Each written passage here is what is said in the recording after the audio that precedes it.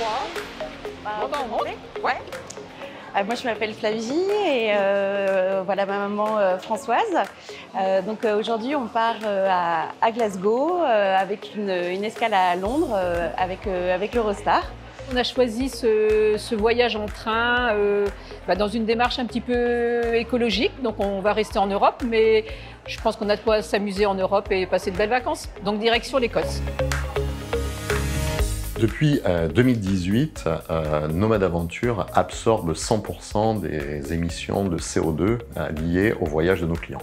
Les vols principalement, bien sûr, mais aussi les déplacements terrestres, l'alimentation, etc. Néanmoins, nous croyons aussi qu'il est important d'essayer de faire tout ce qui est possible pour diminuer les émissions de CO2. Et c'est la raison première pour laquelle, fin 2019, j'ai décidé que nous lancions une offre de voyage où l'avion est remplacé par le train pour se rendre à destination.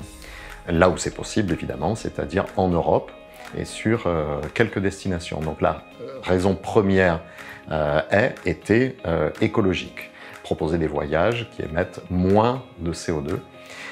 Et c'est le cas puisque sur les destinations que nous proposons, Écosse, Italie, Espagne, Portugal, et Albanie, les émissions sont de 4 à 50 fois inférieures à celles du même trajet effectué en avion.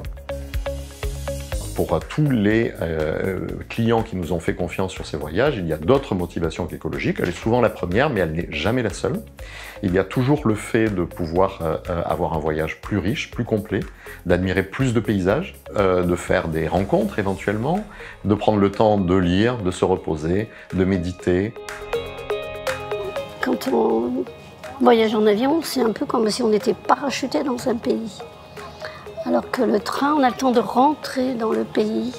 On a le temps déjà de... En voyant tous les paysages, c'est comme si on commençait à l'apprivoiser. Alors cette offre, elle était prête fin février, début mars 2020, autant dire que dans l'immédiat, elle n'a pas rencontré le succès escompté puisqu'il était presque impossible de voyager.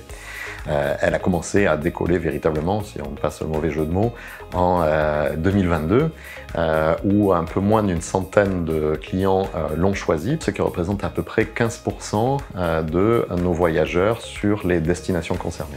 Ce qui est plutôt encourageant. Pour une offre qui n'avait pas encore jusque-là bénéficié d'une mise en lumière particulière de notre part. La reconnaissance que ce trophée Horizon pour nos voyages en train en Europe nous apporte, d'abord c'est un encouragement à continuer, c'est un encouragement aussi pour les équipes compte tenu de la difficulté, de la complexité du travail que ça représente, et puis évidemment c'est l'occasion de faire mieux connaître cette offre auprès des gens que cela est susceptible d'intéresser, auprès de nos clients et prospects, mais aussi plus largement auprès des autres agences et tour opérateurs pour les encourager à faire de même. Nous ne souhaitons pas rester on est content d'être les premiers, mais nous ne souhaitons pas rester les seuls à développer les voyages en train en Europe. Et de ce point de vue-là, je pense que c'est une mise en lumière particulièrement intéressante.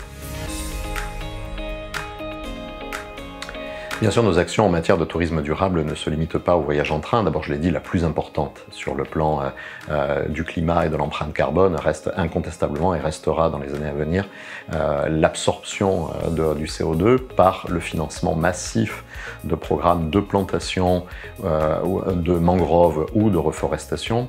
Ça reste notre action numéro 1. Nous projetons également de favoriser le choix par nos clients l'année prochaine de plans de vol qui émettent moins de CO2. Bien sûr, nous projetons d'élargir nos propositions de voyage en train en Europe, etc.